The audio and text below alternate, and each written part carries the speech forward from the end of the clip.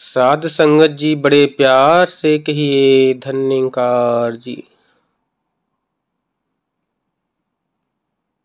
सतगुरु माता सुदीक्षा शबिंदर हरदेव जी महाराज की जय। निरंकारी राजमाता गुरु बचन अवतार की जय। साध संगत जी, जीवन का आनंद तो तभी है जब जीवन में सतगुरु आ जाए। साध संगत जी कहते हैं, साध संगत जी की 84 को 4 रूप में बांट दिया यह सृजनहार। अंडज पिंडज स्वेदज उज्जवद इन्हीं के बीच है कुल संसार। जिस प्राणी पर करे ये कृपा मानव उसे बनाता है। सतगुरु की ही कृपा दया से मानव स्वयं राम बन जाता है। साध संगत जी, परमात्मा जब खुश होता है तो इस जीवात्मा को मानव का देह देता है, लेकिन साध संगत जी जब सतगुरु खुश होता है तो इस मानव को भगवान बना देता है। इसलिए सतगुरु का दर महान है। ये जो जीव आत्मा 84 लाख योनियों में अनंत योनियां हैं, जो इसे विशेष रूप से सतगुरु ने समझाया है कि ये 4 कुरियां हैं, 4 वैरायटी जिसे कहते हैं अंडज पिंडज स्वेदज उद्भज। साध संगत जी, इन 4 कुरियों के अंदर कई कई करोड़ योनियां हैं। जैसा कि देखने को मिलता है कि अंडे के रूप में कितने जीव होते हैं धरती के अंदर, वृक्षों के ऊपर तमाम देखने को मिलते हैं, छोटे अंडे के रूप में, बड़े अंडे के रूप में। और साध संगत जी, जो धरती फोड़ कर निकलते हैं साध संगत जी, वृक्ष हुए, तमाम ये वनस्पतियां हुई, ये भी इस योनियां हैं, ये कि इनकी योनियां है साध संगत जी। और एक साध संगत जी योनियां है जो पसीने, बदबू और गंदगी से निकलते हैं, परजीवी होते हैं। ये भी एक योनियां हैं, देखने को मिलती हैं कि जूह हैं, चीलर हैं, तमाम ऐसे जीव हैं, छोटे छोटे वायरस हैं। तो साध संगत जी, ऐसे करके 4 योनियां बनी हैं, और 4 योनियों में कई कई करोड़ योनियां जीवात्माएं उसमें व्याप्त है। इन सारों के अंदर साध संगत जी ये जीवात्मा भ्रमण कर चुकी है, तब जाके कहीं इसे मानव देह मिला है। साध संगत जी जो गहराई से देखेगा तो समझ में आएगा कि कितनी कष्ट उठा के इस मुकाम तक ये आत्मा पहुंची है। जिस प्रकार साध संगत जी, कोई गाड़ी स्टेशन से जब खुलती है, जहाँ से चलती है, और एक अंतिम लक्ष्य होता है उसका किसी मंजिल पे पहुंचना, और बीच में बहुत सारे छोटे बड़े स्टॉपिंग होती है। सारी स्टॉपिंग को पार करते हुए जब अपने मुकाम पर पहुंच जाती है तो वहाँ उसे कुछ देर के लिए आराम मिलता है। उसका जो पानी होता है सब कुछ मेंटेनेंस किया जाता है।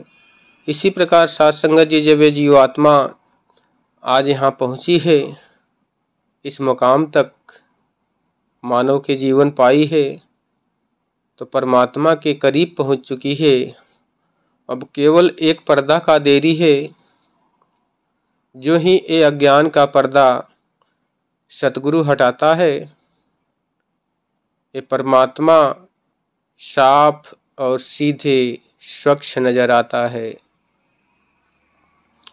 बाकी कोई पूजा पाठ कर्म कांड किसी के काम नहीं आ सकता। साध संगत जी लिखा भी है कि कुछ नहीं बनता सुन ले मानव, लाखों कर्म कमाने से, पुण्य दान से कुछ नहीं बनता, ना धन धान्य लुटाने से कुछ नहीं बनता, प्रतिमा आगे जा जा शीश झुकाने से लेश मात्र भी लाभ न होता, घंटी सिर्फ बजाने से, 84 लाख योनि से यही हो सकता छुटकारा नहीं।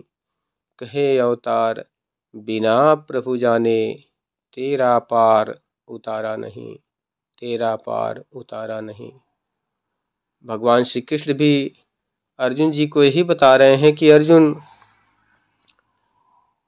ये जो सारी भक्ति दुनिया करती है, मैं सारी भक्ति ग्रहण करता हूँ। जो जिस भाव से करता है उसी भाव में उसको ग्रहण करता हूँ। लेकिन साध संगत जी कहते हैं कि जो मुझे जान के भक्ति करता है, मैं उससे विशेष ध्यान करता हूँ। साध संगत जी, विशेष प्यार करता हूँ। वो फिर जिस योनि चक्र में आना जाना से बच जाता है, जो मुझे जान के तत्व से भक्ति करता है। इसलिए आवाज़ लगा रही है आज की सतगुरु माता सुदीक्षा सविंदर हरदेव जी महाराज इस मानव जाति को, मानव जीवन को बार बार चेतन कर रही हैं, गांव गांव गली गली देश विदेशों में जाके कि आओ आओ प्रभु के दर्शन कर लो। कह दो सभी इंसानों को, केवल आप नहीं सारे लोगों को ये संदेश और दिया जा रहा है कि आओ रब के दर्शन कर लो। कह दो सभी इंसानों को, सतगुरु क्षण में मानव कर दे हम जैसे हैवानों को।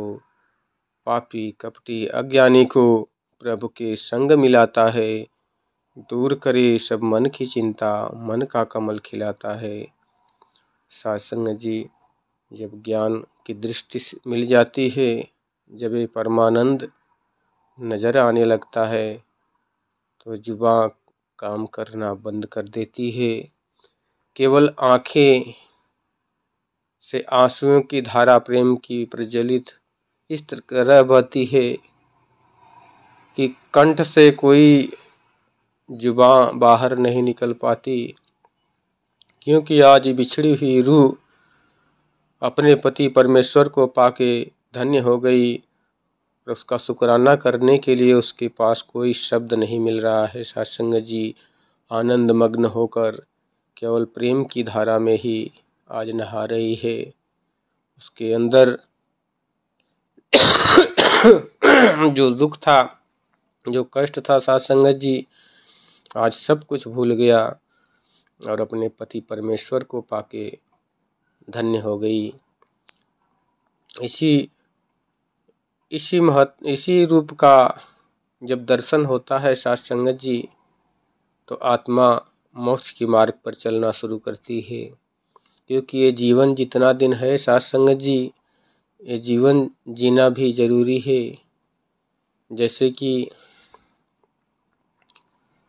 अगर कोई इंसान वहाँ से कह दे कि मैं तो अब नहीं जीऊँगा सत्संग जी, तो ये कर्तव्य पथ है सत्संग जी। यही बात अर्जुन को श्री कृष्ण जी गीता के पूरे उपदेश में बताते चले गए कि तुम अपने कर्तव्य पथ से भागो मत। यहाँ लड़ाई करने के लिए नहीं कह रहे हैं कि अर्जुन तुम लड़ाई करो, वो ये कह रहे हैं कि तुम्हारा जो धर्म है, तुम्हारा जो कर्म है अभी इस समय, तुम उससे भागो मत। क्योंकि सत्संग जी हर इंसान के अंदर एक कुरुक्षेत्र का मैदान है, जिसके अंदर काम क्रोध लोभ मोह अहंकार ये 5 शत्रु सामने से तीर तलवार लेके हमेशा मारने के लिए इस जीवात्मा को तैयार बैठे हैं, घोड़ों से सवार होकर। और जब तक इंसान इस परम पिता परमात्मा श्री कृष्ण रूपी सारथी का सहारा नहीं लेता, सत्संग जी वो ऐसे ही मारा जाता है घेर के।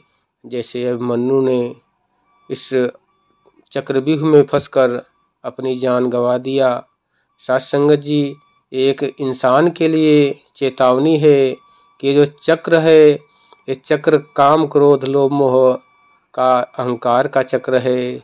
इससे इंसान तभी बच सकता है जब प्रभु परमात्मा को अपना सारथी बना ले, सतगुरु को अपना अगवान बना ले, सतगुरु को अपना गुरु बना ले, अपना मालिक बना ले सत्संग जी।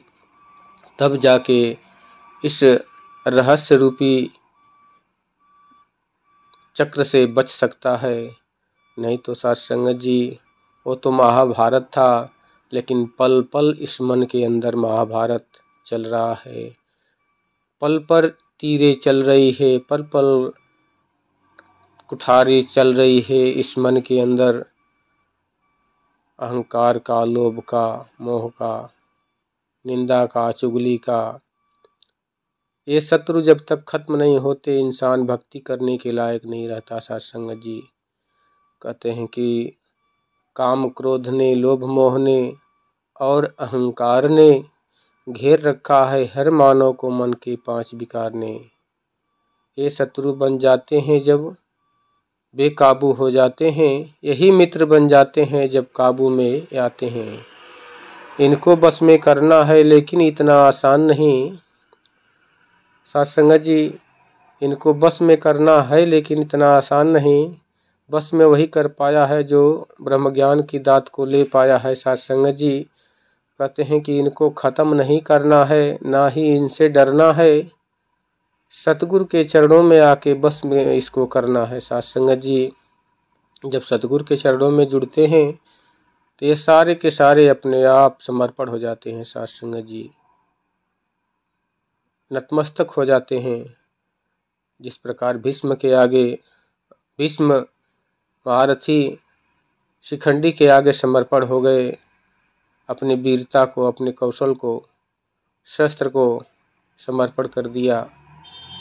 इसी प्रकार जब सतगुरु सामने होता है साथ संगत जी, तो काम क्रोध लोभ मोह सब समर्पण करके भक्ति मार्ग में लग जाते हैं, यही सहायक बन जाते हैं। साथ संगत जी तो ज़्यादा न बोलते हुए, अपनी बाड़ी को यहीं से विराम देते हुए आप जी के चरणों में बार बार नतमस्तक है, क्षमा याचक है कि जो भी त्रुटियां हो जाए। नादान बालक है, आप जी के चरणों से ही जो सीखा है वही बोलता है कि मेरा मुझ में कुछ नहीं, जो कुछ है सो तेरा, तेरा तुझको सौंप के क्या लागे है मेरा। साथ संगत जी बड़े प्यार से कहिए धन्यकार जी।